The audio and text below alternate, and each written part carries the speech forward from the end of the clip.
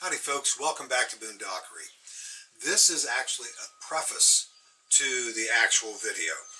And the reason I'm making a preface to the actual video is because I wanted you to know exactly why I produced the video to begin with, and before you actually see what actually wound up happening. As you can see, everything's hanging up, everything's drying. That might give you a little bit of a clue as to what happened, but I'm in recovery mode at the moment. The reason I went to my secret fun spot in the first place is I wanted to take my good quality Canon camera and get some good quality footage of this beautiful, beautiful area. I wanted to explore a gorge that was at the very bottom of this long rock waterfall that John and I discovered but could not get to in my last secret fun spot video.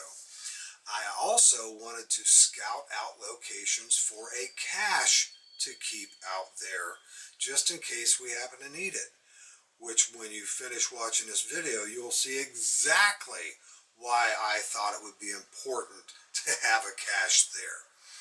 The only thing that happened that was supposed to happen was I did wild camp in a rock shelter.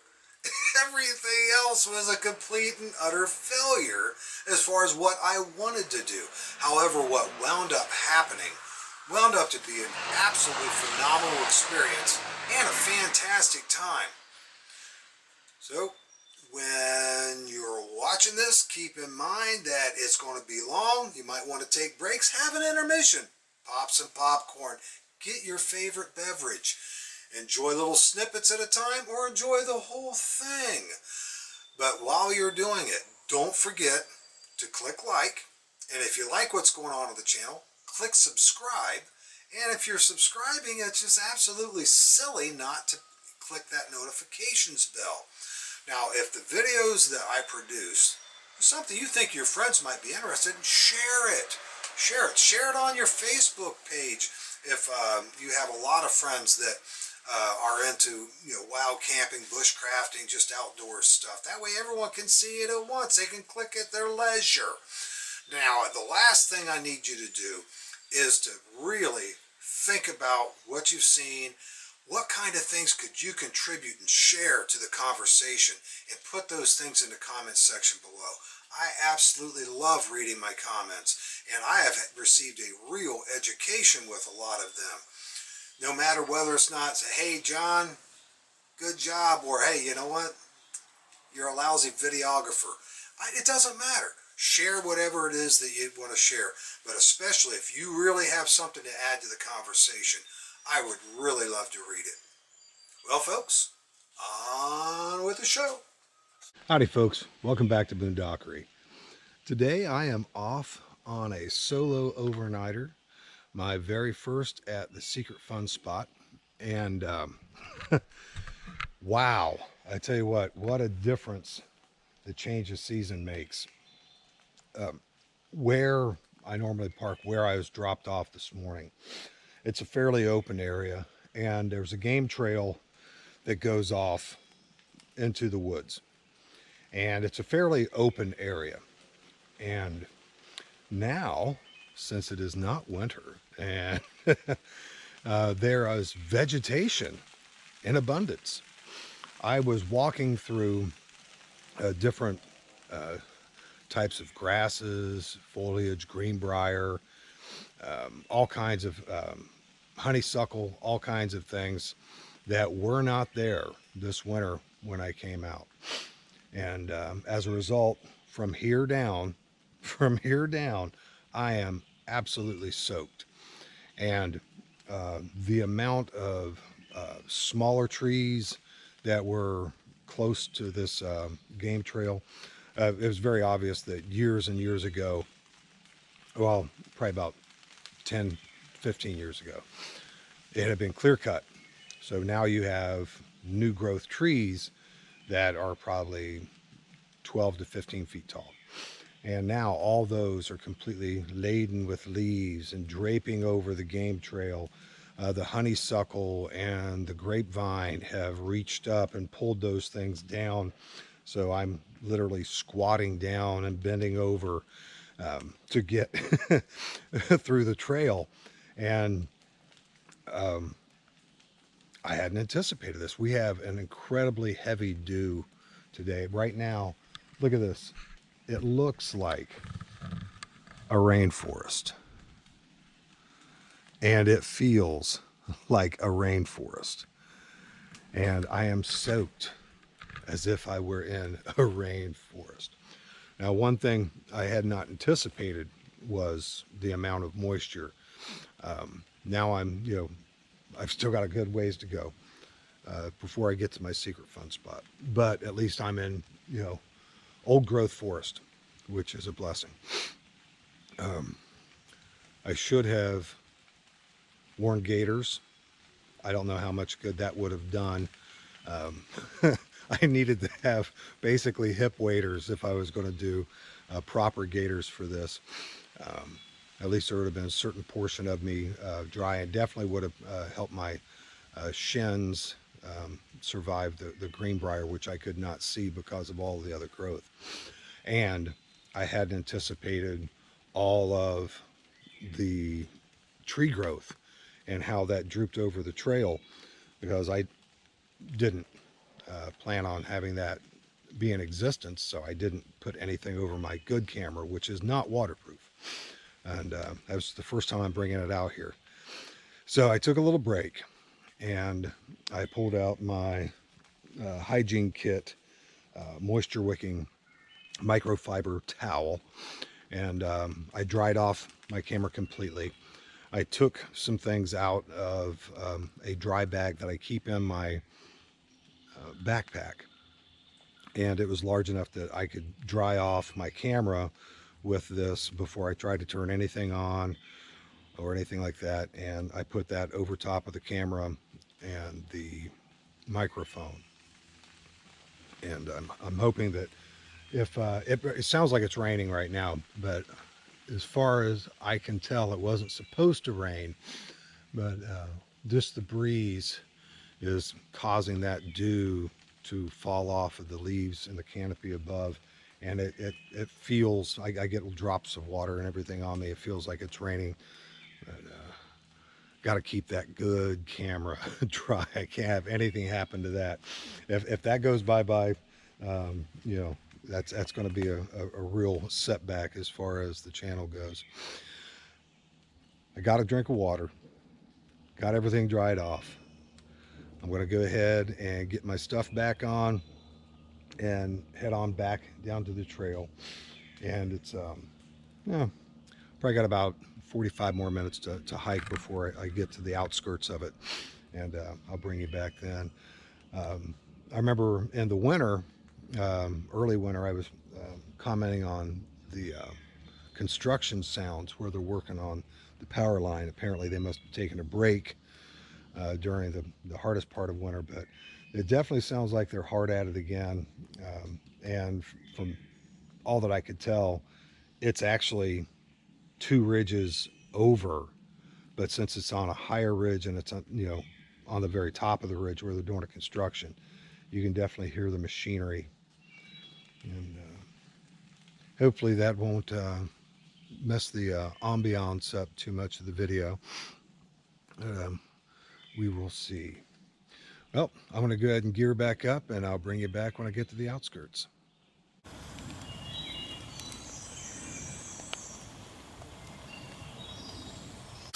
Well, folks, just took a little break right here at the very outskirts of the secret fun spot. It literally feels like I'm walking through a cool sauna.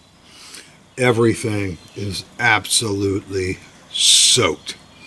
Everything is soaked, including me. I'm constantly having to wipe off lenses, things like that. Setting up the camera, I got to use my reading glasses. As soon as I pull them out, I got to wipe them off. So what I'm going to do, I'm going to go ahead and wait. I hadn't really intended doing this, but I'm going to take a little break, have a cup of coffee, maybe a Cliff Bar or something, and then try to let the humidity burn off just a little bit with the sun coming up. I got out really early today. So let's see if Mr. Sun can dry things up a little bit so I can get some decent photography done.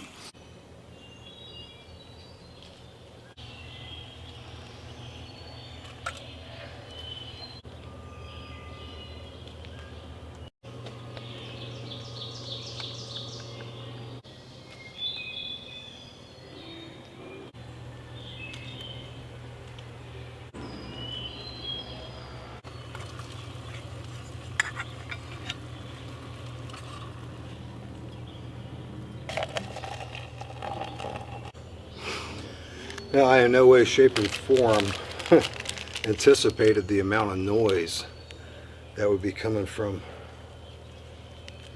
that power line construction area.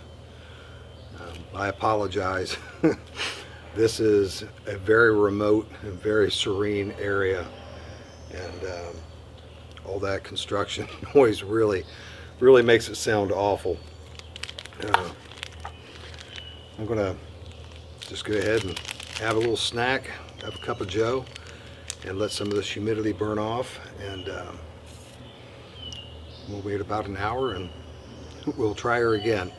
Hopefully it'll lift quite a bit. There's a substantial amount of mist that's down in the valley area, and that was one of the things I wanted to do today, is to go down to the valley and work my way back up into a gorge that's at the very base of a waterfall that John Walsh and I discovered the last time we were out, but we couldn't get to from the top. And that's on the agenda for today. And then of course I've got to find a place to set up camp and get that going, and that will be that.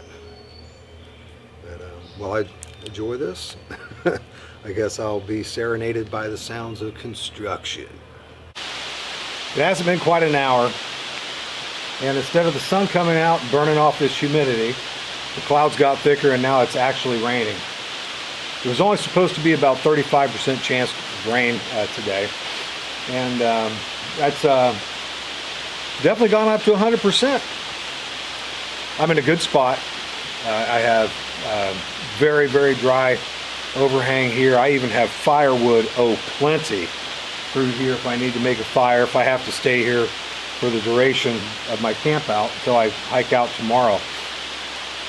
I'm in a good spot. However, if we do get a break, I do see the sun come out, I'll get all my stuff and I'll make sure that I go over. It's a good ways away from here, but it's a much better campsite, one I had planned on camping, and I'll see if I can get over there and go ahead and set camp up just in case, and then try to get out to do the exploring I had originally intended to do.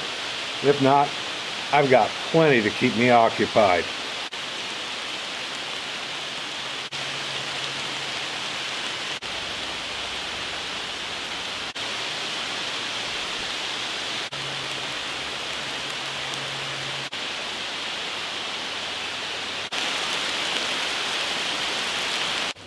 The rain's finally slacked off, and as you can tell by the sound in the background, even though it sounds like it's still raining in the forest here, up on the ridge, it must be clear because construction has resumed. This is the overlook from my previous videos, and now it looks completely different with all the foliage on. And in the winter, I can see the floor of the gorge. All you can see is treetops now. It's still absolutely beautiful.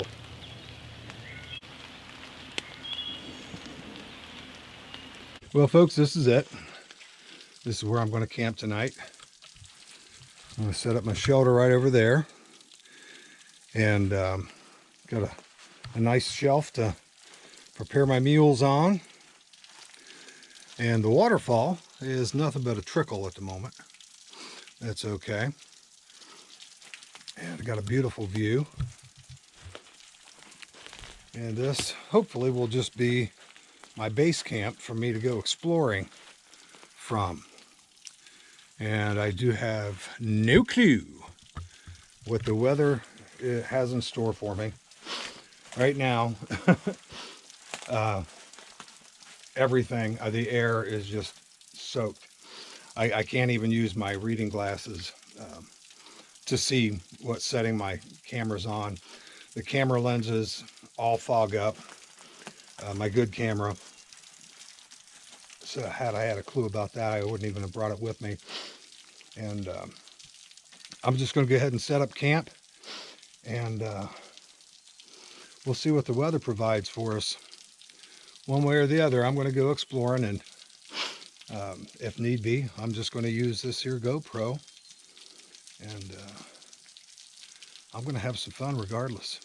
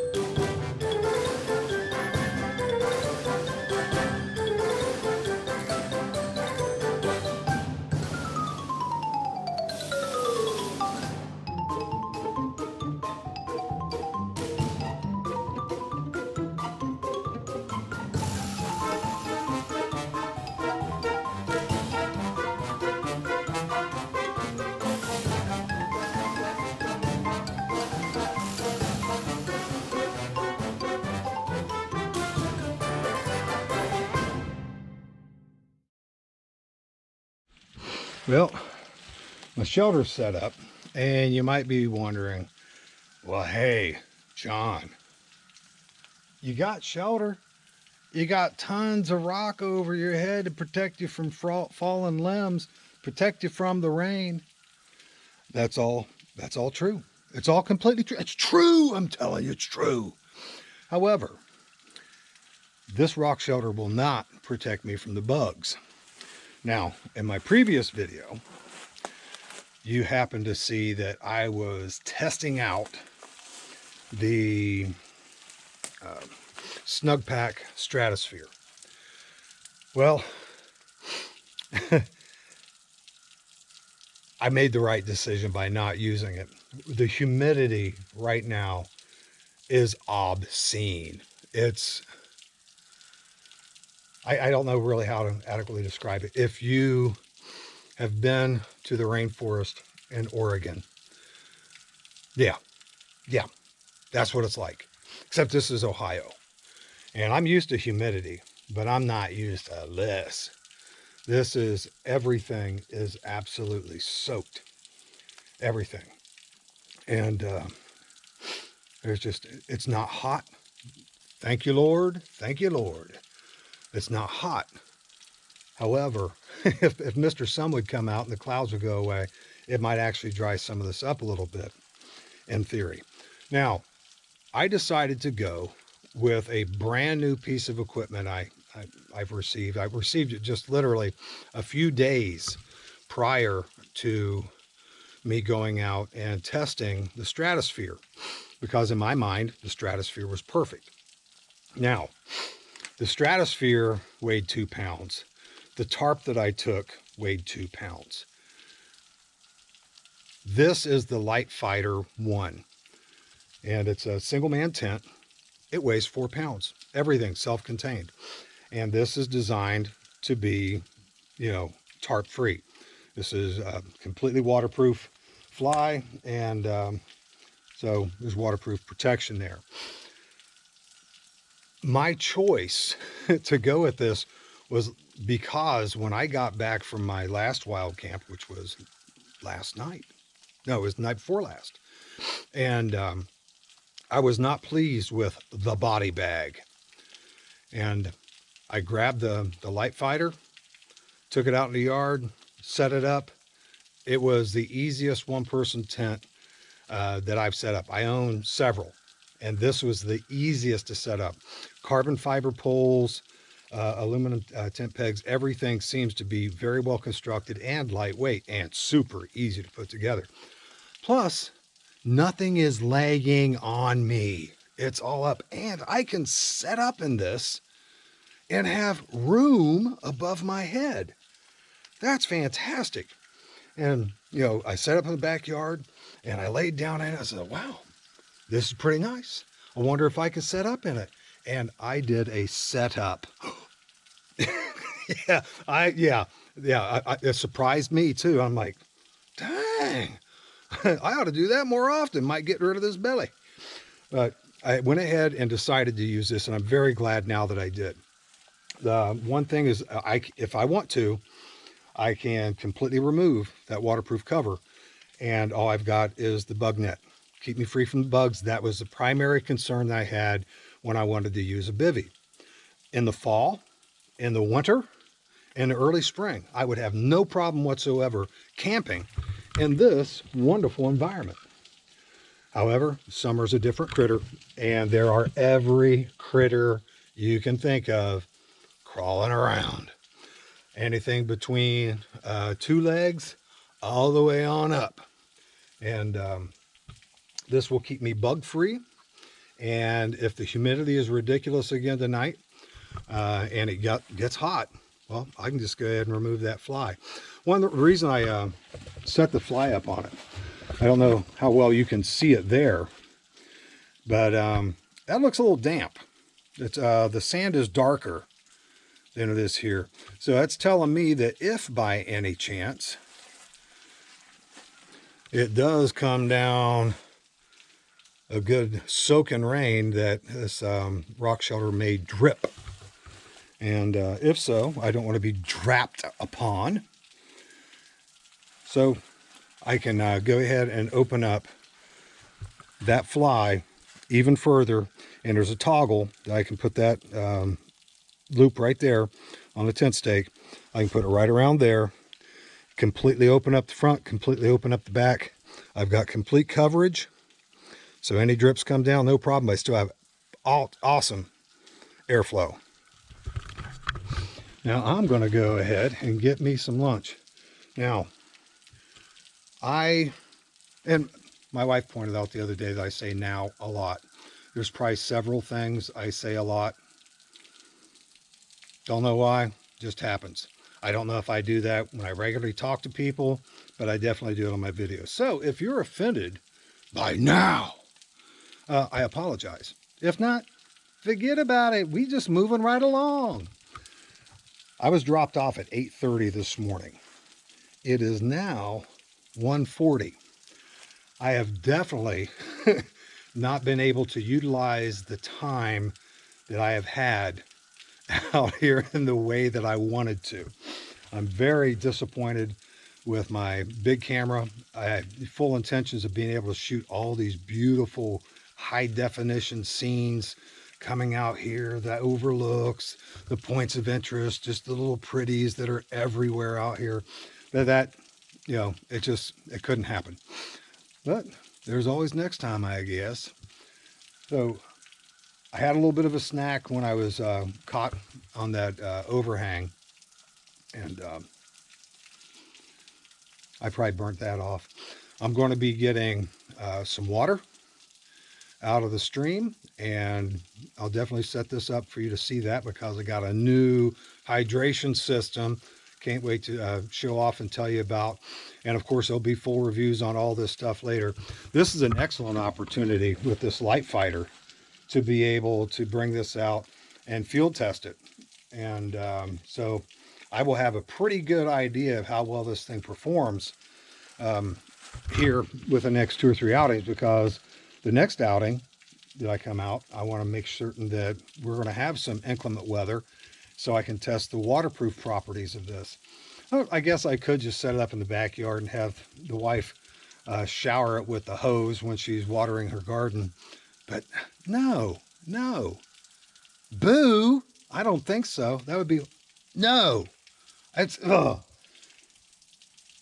I can't get that thought out of my head. It's like when someone says, "Hey, taste this," and you taste it, and you're like, "Oh, you can't untaste it," and the flavor lingers in there, and well, either you know what I mean or you don't.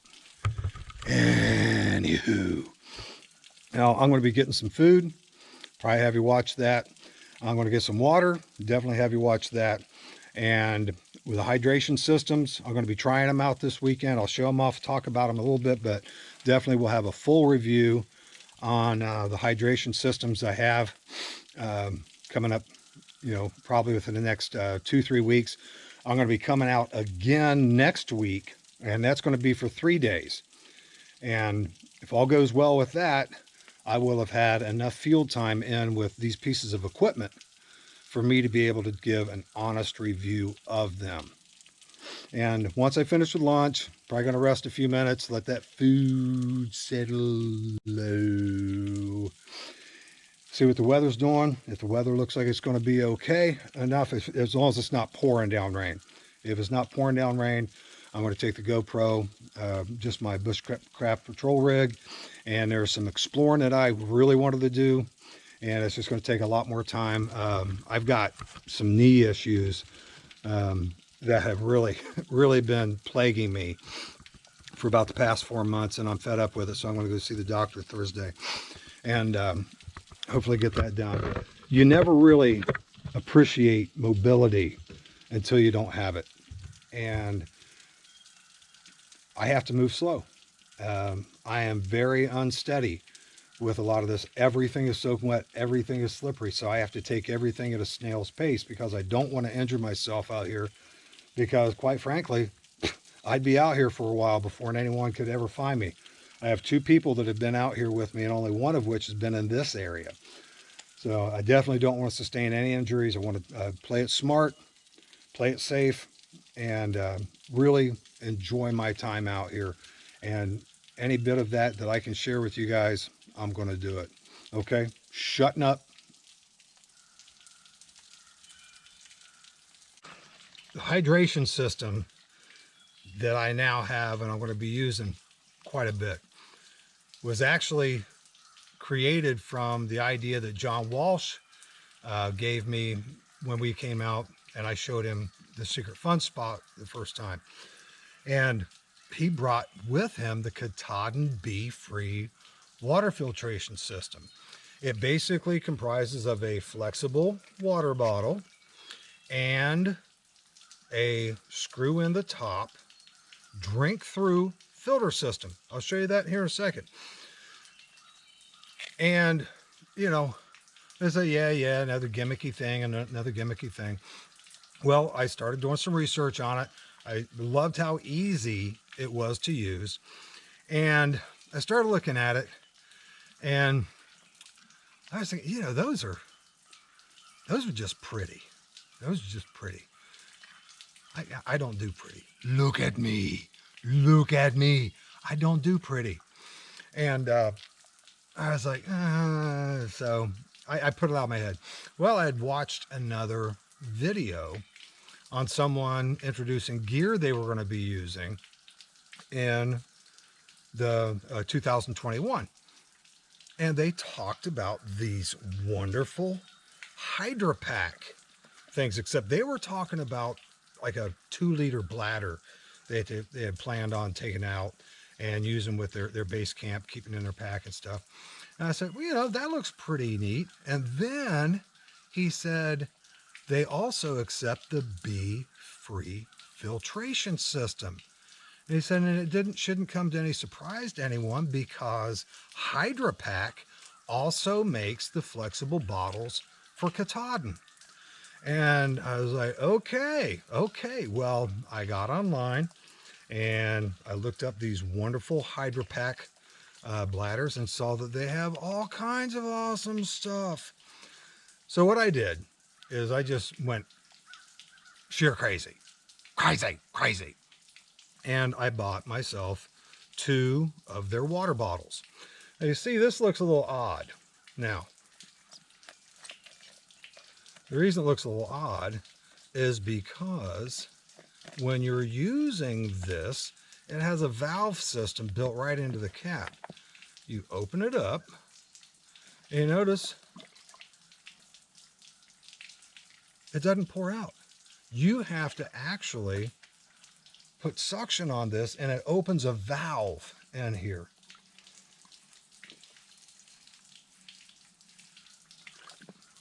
So when you're drinking out of it, it will collapse the bottle, which I absolutely love because there's no sloshing. And that's the one thing is like most soldiers, when they get out of the military, Marine, soldier, airman, whatever, they're going to hold on to habits that they had when they were in. And, you know, for what I did, noise and light discipline is a big thing. So this right now is collapsed around the remaining water that's in here. It's not going to make that much noise. Notice the difference. I'll let some air in there.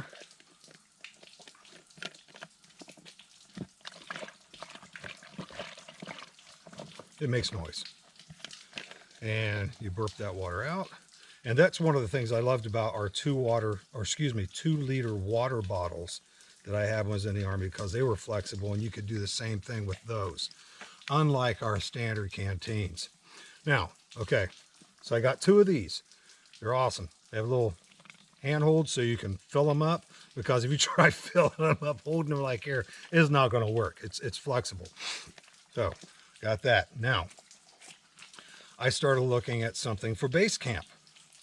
And base camp, I wanted large amounts of water.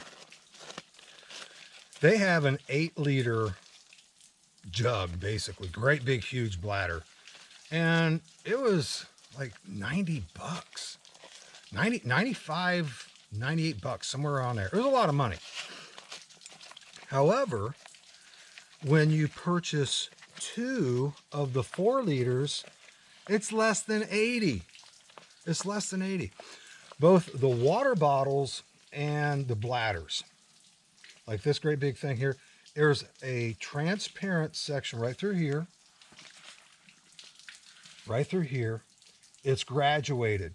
It's graduated. You can see it real easy here because it's in white. But you can easily see where your water level is on these things. And so they're fantastic. But I was able to get 2 of these, which is the 8 liters I was really wanting. And nice little package. You have a nice little handhold thing here, but you also have eyelets. So what I did is from, I think it's Fire Force, which is 100% American-made goods. I have a nice strap that I can clip right in through those and carry them on a shoulder strap. Now, if I'm carrying 2, I can clip the top here and then clip this to the other one on the bottom, and then vice versa. And then I, adjust the straps accordingly. Then I can actually carry it over my shoulder, just like my suspenders cross over, and I could be completely hand-free carrying 8 liters of water. Now, like I said, this accepts the Katahdin filtration system. Bought some, and I'm going to use this with this little trickle of the waterfall here to fill this up, and then I'm going to put this inside. Also, I got these little booties. They're sediment filters for the Katahdin Be Free. Now, this is a great idea. Absolutely fantastic. And John absolutely loves his. I've seen a lot of other people that absolutely love it. And the one thing that will absolutely destroy this filter from being functional is to have heavy sediment in your water. The most important thing is don't do it. Don't get water from heavily sedimented areas. Unless, of course, it's an absolute positive survival situation. But these nice little booties on here will actually go over this, and you can wash them. You can wash them. And it'll prevent all that sediment from getting in and clogging up your filter. And what I'm going to do, I'm going to go ahead and fill this up, put this on, and then I'm going to refill my 2 water bottles, and then I'm going to fill it up again. That way I'm going to have 2 liters on my person when I go someplace, and I'm going to have 4 liters for camp.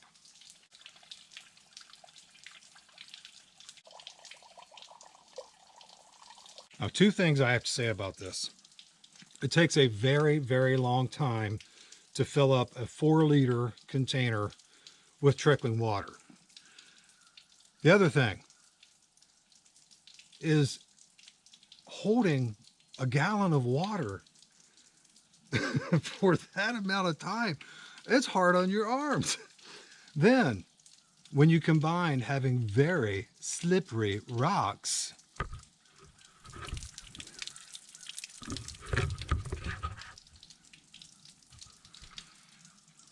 just remember, kids, don't try this at home. Now, as I said, you can fill or you can attach the Be-Free water filtration system with this. I'm going to put this right over here so you can see this going on.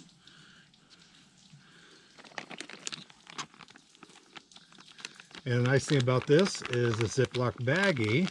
When you're finished with it, you can put everything back in the baggie and you're free from contaminants.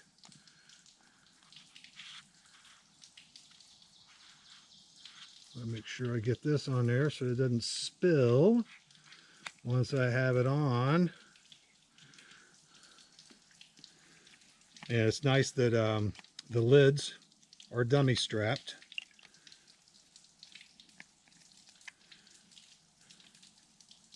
Oh, we got the little cap there. Don't exactly know how that works. Let me see here.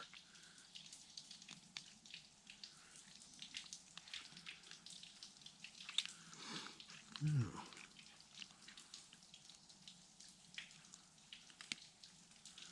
It appears that that is supposed to. Oh, there we go. Yeah. Oh, holding this thing up for all this time made me a little thirsty.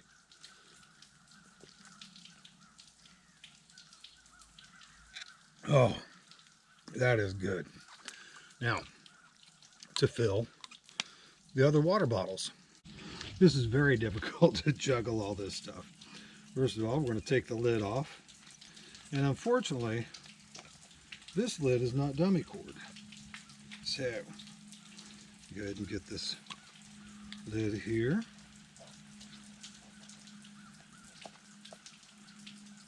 And put that right inside there.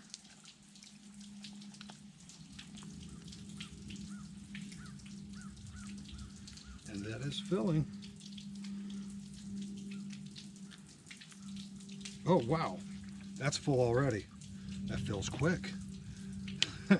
I can't think of any other water filter I've ever used that can filter water this quickly. Now, put the lid on here.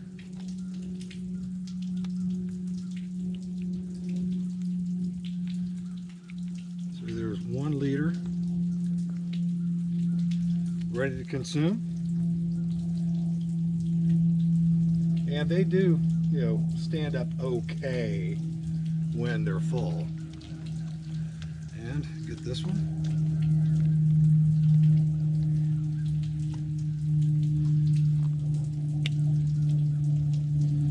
A nice little handle there. Makes it a whole lot easier. Go ahead and put the water thing in there.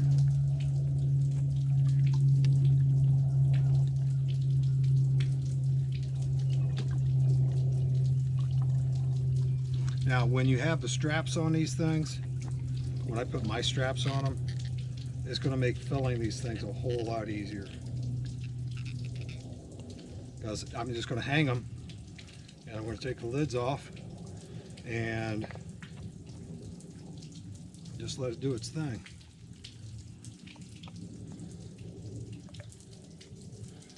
Get a little bit of squeeze on the bottle there, or the 4 liter. This one was almost empty. And now it's full.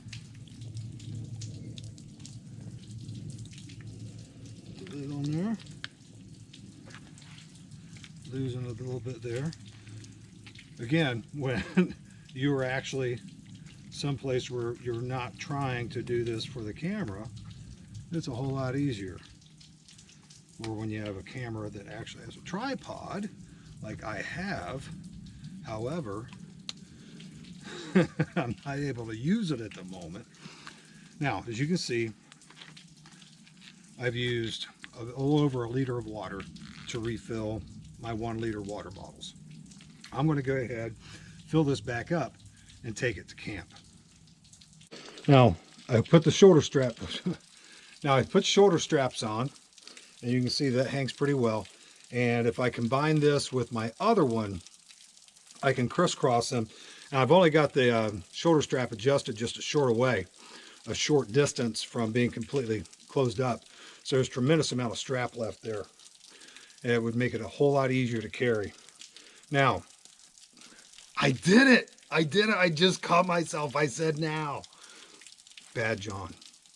Stop that. You don't need to say that. You can use another word. Very well then. The strap added to the 4 liter water jug works out very, very well. And I can hang this from a tree. Yeah, hang it from a tree. That way it doesn't become soiled with all the sand we have in the cave. Shutting up. I've got this absolutely wonderful kitchenette set up here. Now, I did it again. I caught myself again. My wife should be proud. Very well then. I have my cup.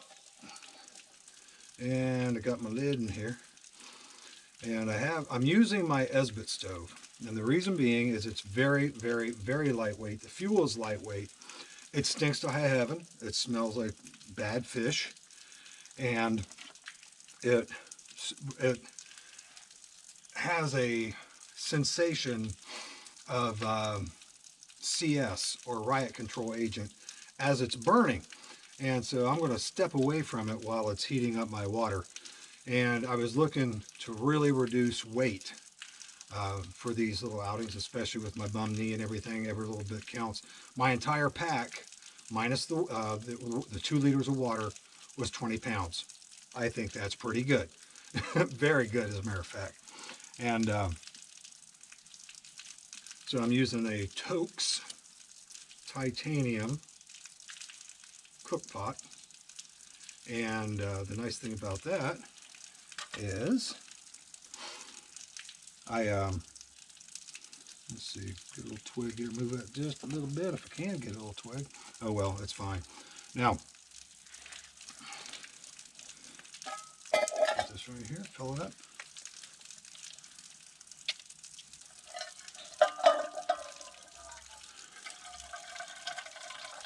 What I was saying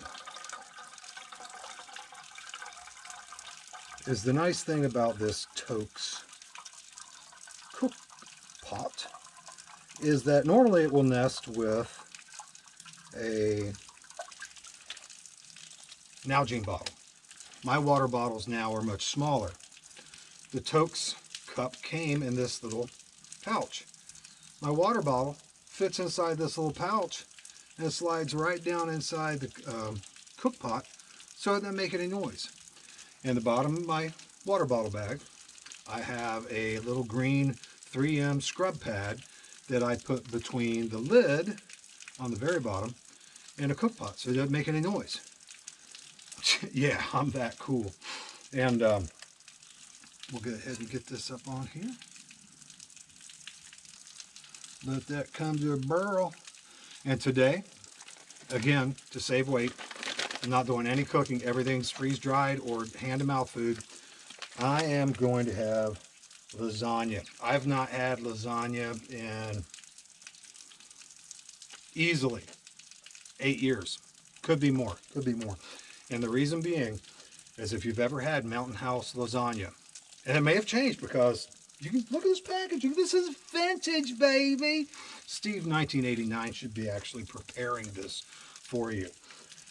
If you've ever made this, as soon as you put the hot water in and you start to stir, and you stir up really good before you zip it up, you pull your spoon out, it is completely covered with the cheese. I think every bit of the freeze-dried cheese that was in this, as soon as the hot water hit it, it reconstituted it into actual cheese, melted it, and it clung onto the spoon. So the entire rest of the evening, you're sitting there going, scraping your spoon against your teeth to get the thing clean. It's difficult. Well, as my water heats up, I'm going to step away because that is irritating my nostrils and I don't much care for it. When I come back, we'll see if I say now again. Get out of here. Okay, we have, I didn't say now, I said okay. We have come to boilage, and just in the nick of time because the solid fuel tab exhausted itself. I'm so tired. And now we're going to get into this lasagna.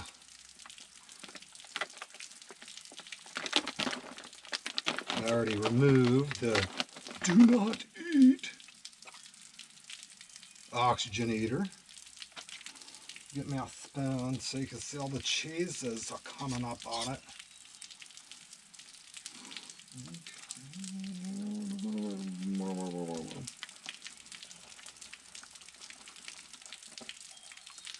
I have that. Oh, ew. Stir it up really, really good. Now, I loved this entree, and the only reason I did not continue to purchase and consume it is because of the dreaded cheese. And right here, look at that. It's all coagulated on the spoon. See it? That's the cheeses. It's the cheeses. Yep, that's the cheeses.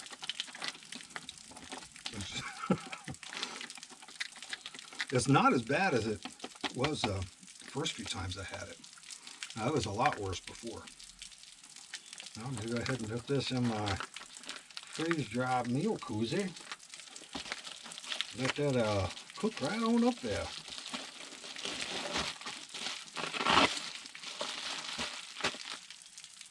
Now, time to start scraping cheese. Try out my lasagna.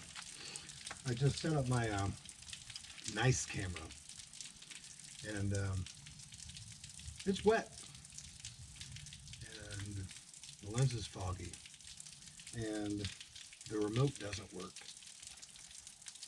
So that might be the end of that camera. I don't know. I hope not.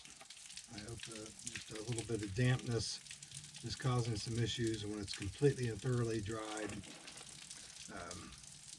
it'll be functional again. Now, one thing I do remember after making this today, after all those many, many years, they tell you to put 2 cups of boiling water in the meal. I forgot, and 2 cups of water into this meal basically creates lasagna soup. And I'd forgotten that. Let's see how the lasagna soup tastes after 8 to 10 years of having it last.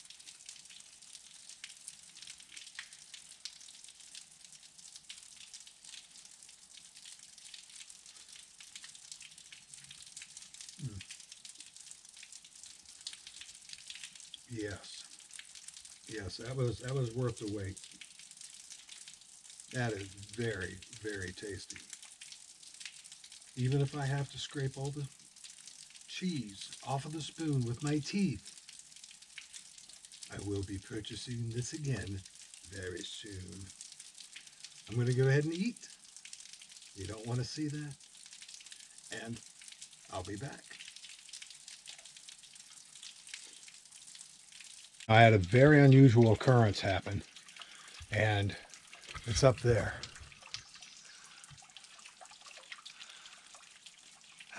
Every once in a while, the clouds open up, and this bright yellow stuff shines down.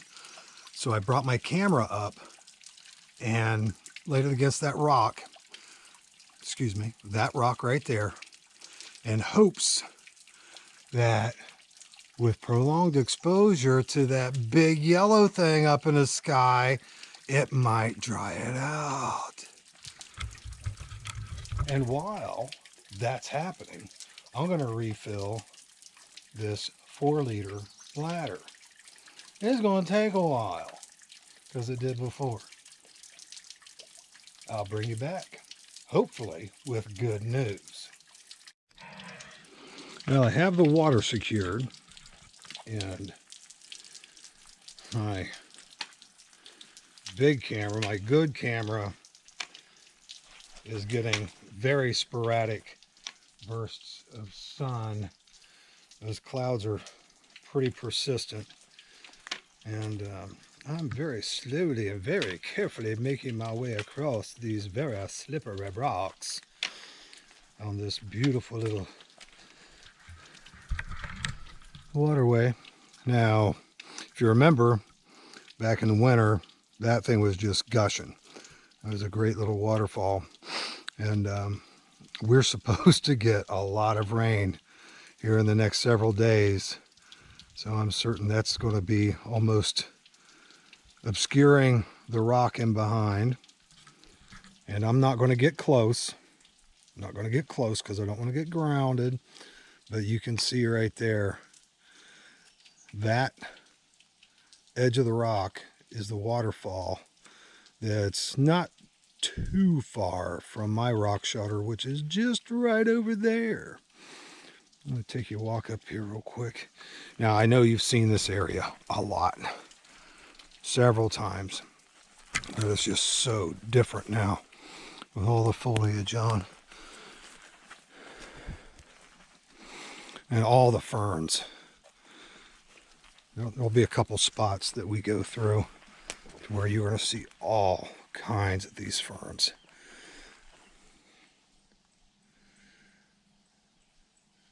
They're absolutely gorgeous. It really has surprised me. Even when the sun comes out, you can see the little pockets, but the little areas that aren't in the direct sun, the shade, they're pretty dark. I think the contrast really messes with your eyes, which works out real well. Oh, that's cool.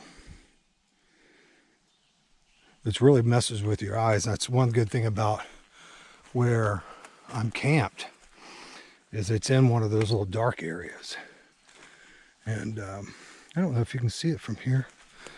Yeah, there it is. There's my camp.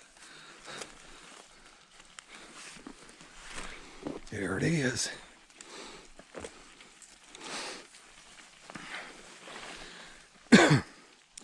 And again, right there is the edge of the waterfall. You can see my kitchenette. I still have things left out. I haven't cleaned up yet. I'm not expecting company, so I'm in no hurry. There's my light fighter tent. And once I make my mind up if that sun's actually going to do anything, I think I'm going to come back up and come up around through here and hike up through there. And there's a spur that goes down a long way, all the way down to the creek. And I have not yet explored that. And another thing I'm definitely going to do before too long, I might even do it next, but I'm not going to have you watch me do that, is I am going to gather firewood from all of these overhangs. Just about every single one of these rock overhangs has some degree of sticks or logs or what have you that are dry. And that's right now, that's the only thing in this forest that is dry. Now, granted, it could still be damp because of the humidity, but that doesn't bother me. I can deal with damp, not soaked. So I'll gather up some firewood and then I'll go on my little adventure. And that way, if we have this same type of condition tonight, I won't be freezing because I have wet clothes. These are the only clothes that I have. I have one long sleeve shirt that's dry, but I'm certain by now it's damp. But I'll definitely, not for public viewing, I will dry my clothes by the fire before I go to bed. That way I have good dry clothes to sleep in. Right now, I'm going to go ahead and collect my camera because those clouds are not going to let up. Then I'll go ahead and collect some firewood. Well, I'm going to head out for a little explore. And so far, Mr. Sun has decided not to really appear. He's just hanging out just to the point to annoy me. And after I got some firewood, not much, I couldn't find much. Hopefully it will be enough. I started to assess my situation. And I'm glad that I'm prepared as far as having emergency items with me. I can very easily foresee where I am camped being at least 10 degrees cooler than the actual air temperature up above. And that would put the overnight low into the low 50s as opposed to the low 60s. And everything is either soaked or damp. And I can very easily see myself having a very uncomfortable night's sleep. However, should that situation present itself, and let's not beat around the bush, I mean, you can die from hypothermia at 50 degrees. I have my heavy-duty space blanket that's underneath the shelter right now. And I also have another heavy-duty space blanket in my bushcraft patrol rig I always have with me. Between those two items and my Swagman roll, I should be able to get through the night, no problem whatsoever, no risk to my core temperature. I do hope that there's some way that I can dry out my clothes with the firewood I have. Even if they're not completely dry, I'd rather deal with slightly damp than soaking wet. And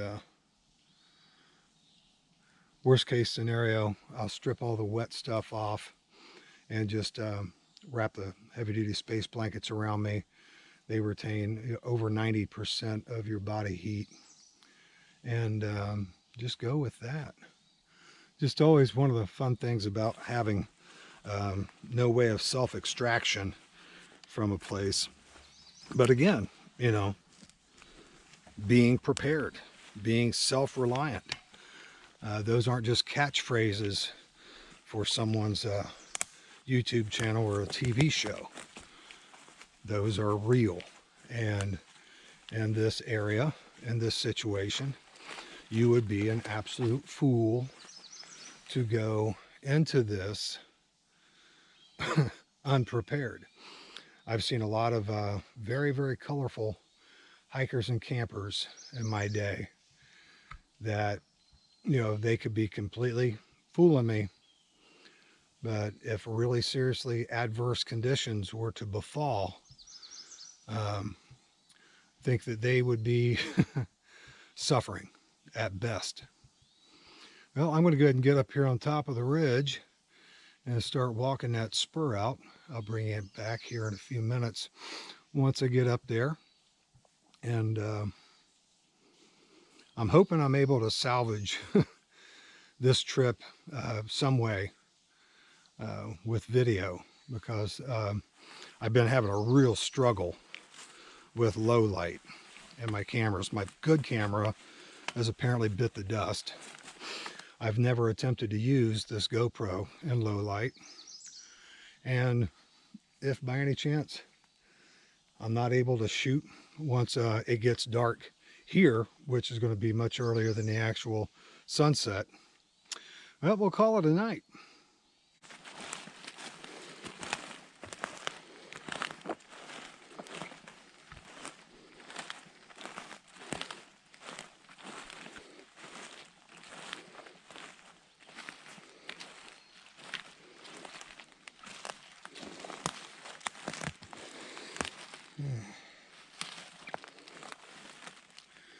Now, straight over through there is my camp in the cave.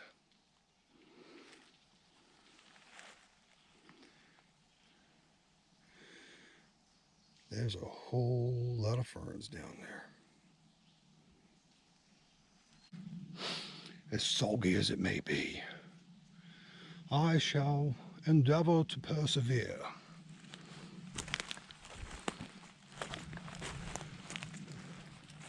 The little ridge, very, very short. I actually thought it gradually tapered down into a spur. Nope, did not happen. Basically, it's just a flat drop.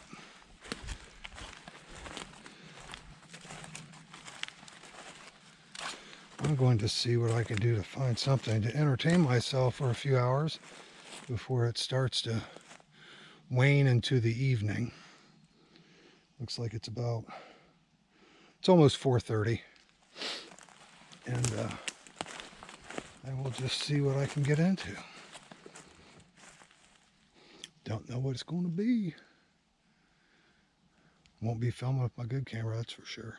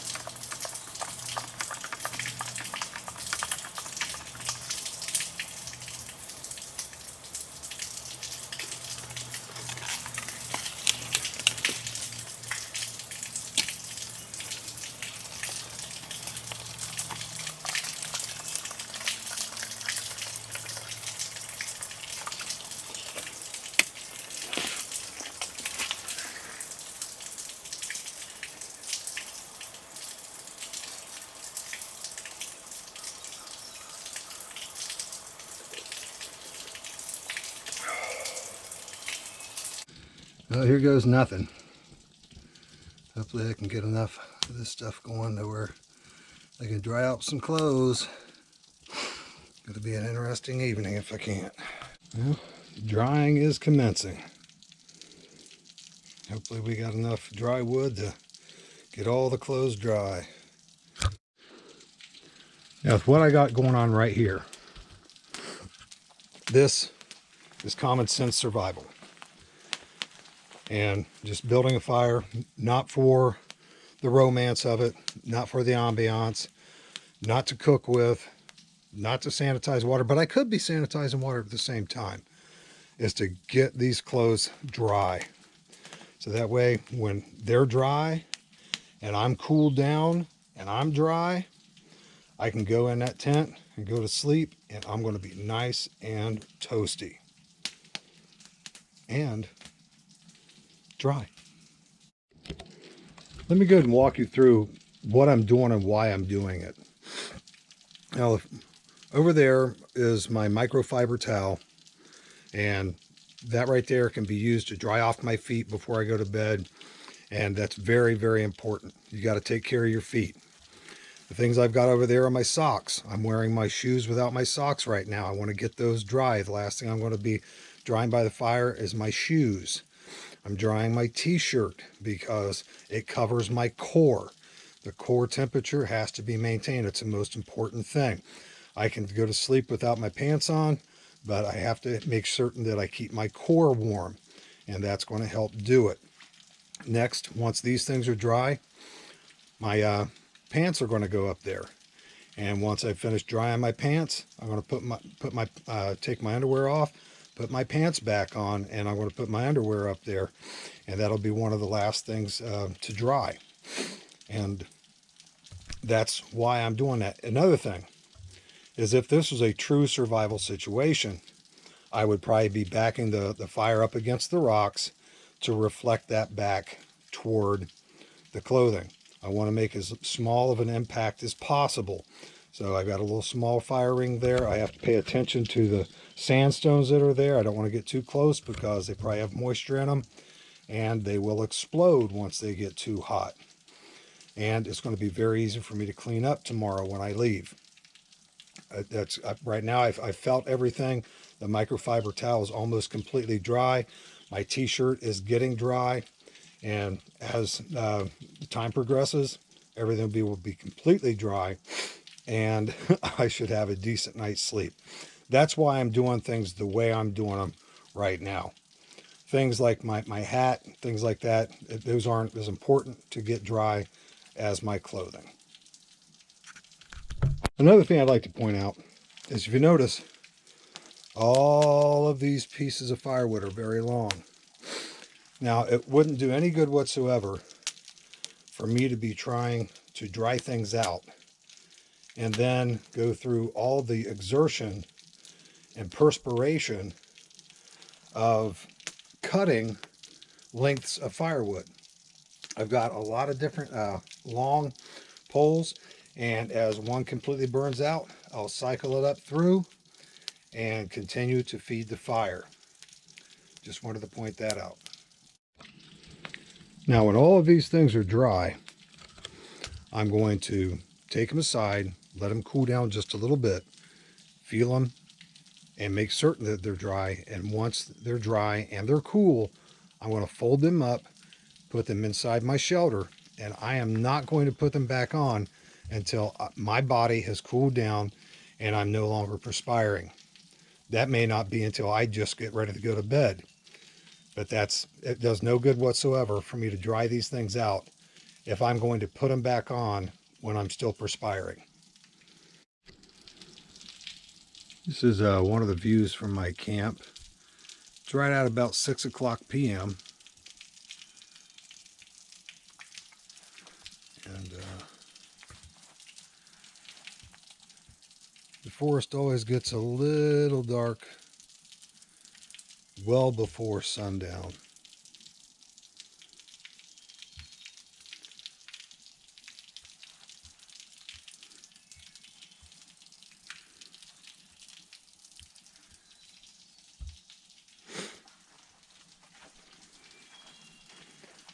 Now, if this would have been pristine weather, nice weather, when I get up in the morning, even going through what I've gone through today, look at my view. Look at my view.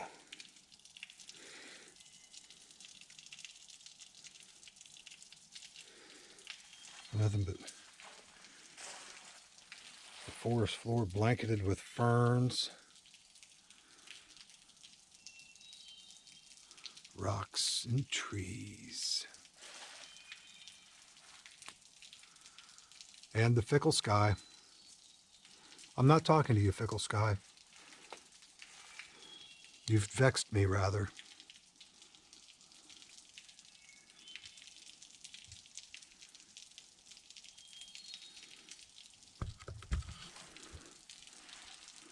Now, even though this has not in no way, shape, or form been the day that I wanted, it still turned out to be pretty dang good. My t-shirt just really wasn't drying. And I figured out that because there's 2 layers, the moisture didn't have any place to escape to. So I just put a couple twigs inside there to separate the 2 sides to allow airflow to come out of it. So as it heats up, moisture vapors are coming out of the open sides. And so far it seems to be working pretty well. Well, I have a dry t-shirt now. I can go ahead and let that cool down, and I can fold it up and put my pants up there. Well, right now I am a sight to behold. I'm walking around the forest with a pair of completely soaked Merrill shoes and my skivvies. And my pants are now drying. And none too soon, because in about 50 minutes it will be dark here. And I will be so happy to have all this stuff taken care of so I can sleep comfy tonight. Now, I am not going to intentionally sweat anymore this evening, so I'm not going to have a hot meal. I am going to have cold cereal. And yep, there's 4 ounces.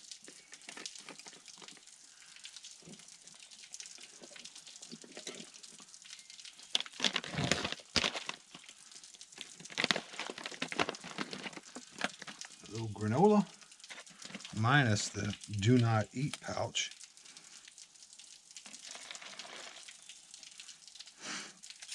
And a few calories before bedtime.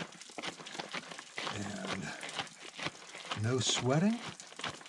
And I will be as bright as rain. Now this is where field ingenuity really comes into play. I need to dry my shoes, but I don't want to walk around in the sand. I have no idea where the sharp rocks are or anything else. So check this out.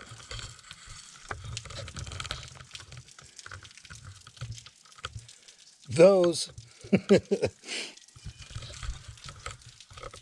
that is my water bottle pouch that I made. This is going to work out great. Well, all that work I did, hours upon hours of drying the clothes. I folded everything up, put them in the tent, and everything in the tent soaked. I am sweating my cojones off, and it's going to be a very interesting night's sleep. But it's going to be okay. Good night. God bless. Good morning. It's about 6:30. Laid here for a few minutes, but I'm awake now. And believe it or not, it turned out to be a decent night. Got in here, I was sweating profusely, and the outside of the swagman roll was supposed to be water resistant, and so I eventually just laid down on this and continued to sweat until, and I opened up the front and back vestibules of the tent that allow some airflow in. Eventually all the sweat evaporated and I fell asleep, and eventually I got cold enough to crawl underneath the swagman roll, and that was it. I woke up a few times with a very minor hip and knee pain. I readjusted myself, and I slept well. I slept very well, and the temperature is just perfect in here right now. Nice and cool, and yeah, I'm going to be putting on damp clothes today. But I don't care. If the humidity's low, dry out. If not, it's probably going to mean that I'm going to be walking in the rain anyway, or walking through dew-soaked tall grass to be picked up. So it doesn't matter. It's all part of the fun. But look at my view I woke up to this morning.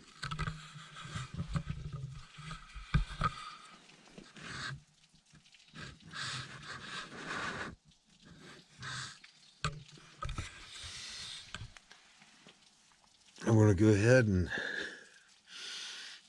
wake up a little bit more, and then I'll bring it back. Oh, it's a very, very pleasant and beautiful morning. The sky is blue. It doesn't feel nearly as humid as it did yesterday. Thank the Lord. Thank the Lord. Give him the glory for that. And here's my view.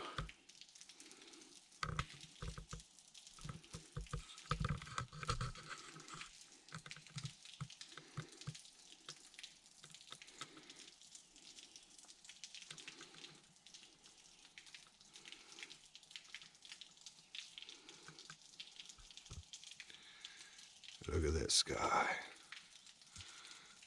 That's a blue sky.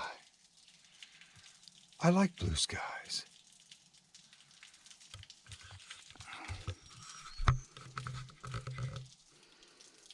First order of business. Nature calls, I'm answering. Second call of business. Joe. No, I've got coffee made, and get a little bit of that in me. I might make some hot chow, but I'll probably just have a Cliff Bar. I'll need to have my camp cleaned up and ready to go here in about 45 minutes. And then I'll be trekking out to meet my ride. Got a good little trek out, and it should be much more pleasant this morning than it was yesterday. I just finished cleaning up the fire pit. Just wanted to show that to you folks and let you know I do practice leave no trace. And if the sun hits this spot, we'll dry those leaves up a little bit more, and they'll blend right on in. Other than that, fire has been extinguished. All the coals flung to the three corners of the gully, and I'm getting ready to break the tent down and keep on trucking. Now last night I had to, I didn't have to, but I did. I used the water bottle bags that I made as little booties to walk around camp. Well, I just pulled them out to get ready to, clean them off, put the water bottles back in them. And check this out. They've already started to dry, but you can see my footprints on them. They really did remind me of wearing a thin pair of center seam moccasins. They were, I'm going to repair the one, and either that or make a new pair. Might even make them a little more squishy, just in case I have to do this again. Maybe make them just a little bit longer so they come up over my ankles. Hey, I can market these things. Woo! Yeah! Make it rain. Yeah, I could handle that. Especially considering I'm probably going to have to buy a new good camera. Oh, frustrations. But it's been fun. Regardless of the frustrations, it's been fun. I just wanted to share that with you. Oh, camp is all packed up and ready to go. Just want to show you the area. Just a little bit of a footprint where my tent was, and it's hilarious. I don't know if you can see it on this GoPro or not, but there's a waffle design right there where my ground pad was. There's all the stuff I'm carrying back and wearing.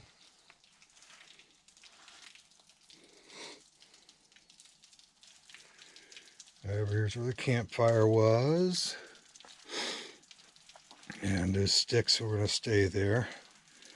So they have a nice little aesthetic to the abode. And my beautiful little water feature in the belly.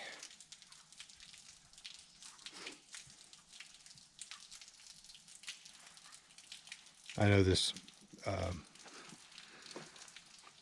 microphone on this isn't picking it up, but there's turkey clucking just over the hill.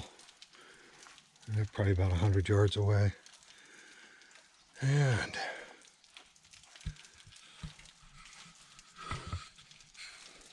so that's me, packed up, ready to hike on back. Depending on how time goes, I might try to take a little side path off of my little route back if I see something interesting. But other than that, I will see you back at the vehicle.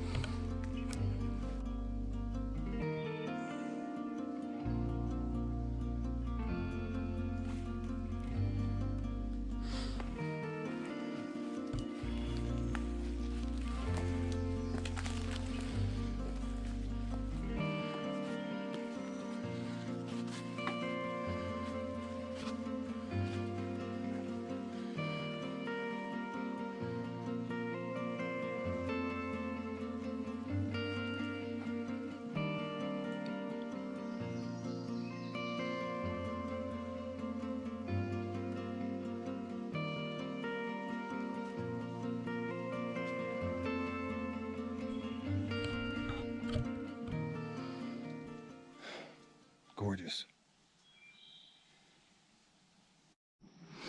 Well, I'm at the pickup point. I got here a little early, a little earlier than I anticipated, so I got a little time to wait. But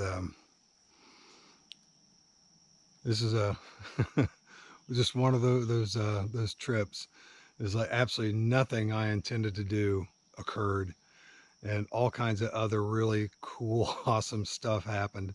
Yeah, it was inconvenient. Yeah, it was questionable at times, but um, looking back at it, it's like, hey, that's another story for around the fire, and one for YouTube.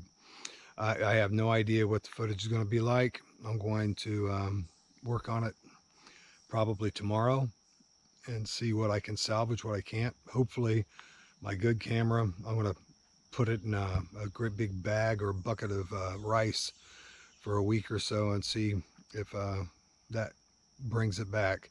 If not, oh well, get used to seeing this point of view through the GoPro, and I'll figure something out. But anyway, I'll do a wrap up when I get home and do a review over everything that happened over the weekend, and I'll do the sign off then. Folks, if you've made it this far, God bless you. I mean, you were very patient.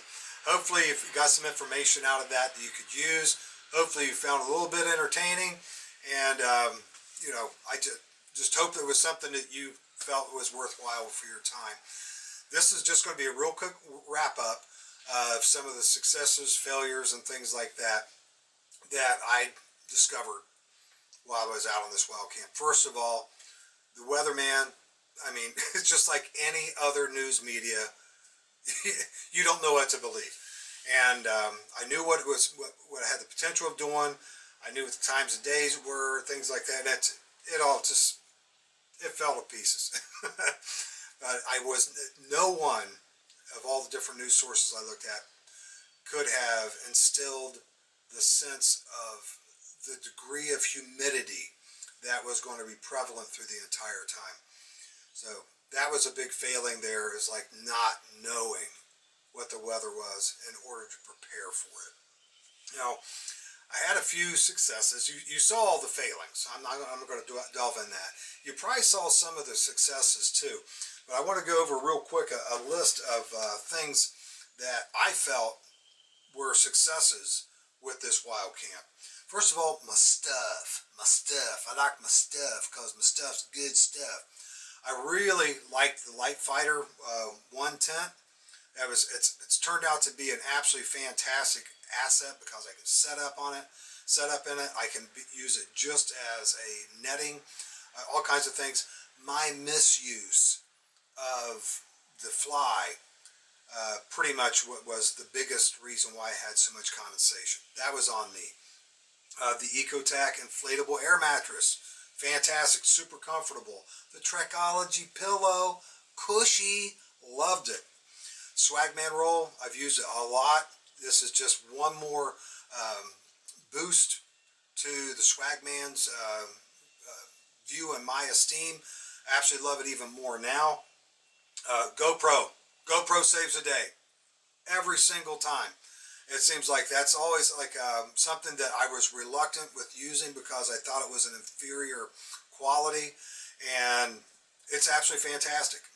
It endured and persevered and overcame all of the issues that my other cameras had with the humidity. And as a matter of fact, I'm using my wife's camera right now to do this, and we'll see what happens with mine. Hopefully everything will be good to go. My fire kit. Having an excellent fire kit enabled me to make fire out of very damp wood and be able to sustain that fire.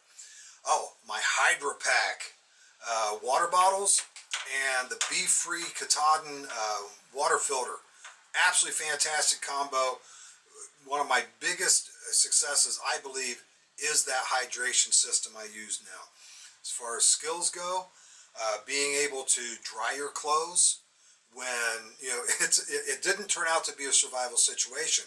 Had the temperatures dropped, down into the 50s, yeah, it could have been a serious issue if you had no way of drying your clothes.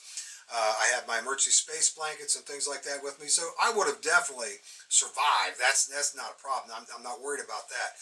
But you know, at this point in my life, comfort and a good, comfortable night's sleep is very important, especially if I'm going to be going on a multi-day wild camp. I need to have that energy. I need to have that clarity of mind, and a good night's sleep is the one thing that's going to help me do that. Fire making skills. Again, just like with my fire kit, a good fire kit, good practiced skills was able to for me to make that fire and keep it going. Finding the firewood, all that stuff goes into fire making. You just can't, know how to make fire good. Light the flame. You have to be able to maintain it. You have to be able to acquire and procure the firewood or whatever other types of things you're going to be. Maybe I could have found a vein of coal. I could have used that. But it's all a matter of being able to do the entire process of fire making. My camp location selection. That there are countless locations I could have camped. That one turned out to be absolutely outstanding. Very close to water, and if it had been dry, I have a ridiculous amount of firewood within 20 yards of my camp. And as it was, I had all kinds of rock shelters that had firewood in them. So the camp location was excellent. Being able to look at those things in advance and try to figure those things out, I think was a good skill to have, and it paid off. I definitely need to find some way of being able to view what my GoPro sees and to be able to use that in a higher quality, or I need to find some way to weatherproof my good camera. And I don't know how likely either of those things are or how expensive they would be, if they're even possible. But I definitely need to look into it. And the last need, absolute positive need, especially if I'm going to be out there for any period of time with no manner of self-extraction whatsoever, are my caches. Resupply caches and survival caches. I need to get those things together. I need to make that a priority. I'll go ahead and do a video on those as I do that, and to be able to get those in a location to where I can conveniently access them, but they will also be secure, concealed, and to be able to have the things that I need if by any chance I need them. If I would have had a cache with even like a pair of dry coveralls in them in a Ziploc bag, that would have been really all I needed, and I wouldn't have had to spend all the amount of time that I spent maintaining that fire, drying the clothes. That would have been a real game changer for me. So those were the things that I really wanted to touch upon in this recap. The other thing that I want to do is to remind you, if you like the video, please click like, subscribe, notifications bell, share, and comment. The big 5. If you can do all of those things, you'll help the algorithm for my videos, and you'll also be able to make this my channel accessible and viewable by more people. Folks, as always, thank you so much for watching, and I'll see you next time.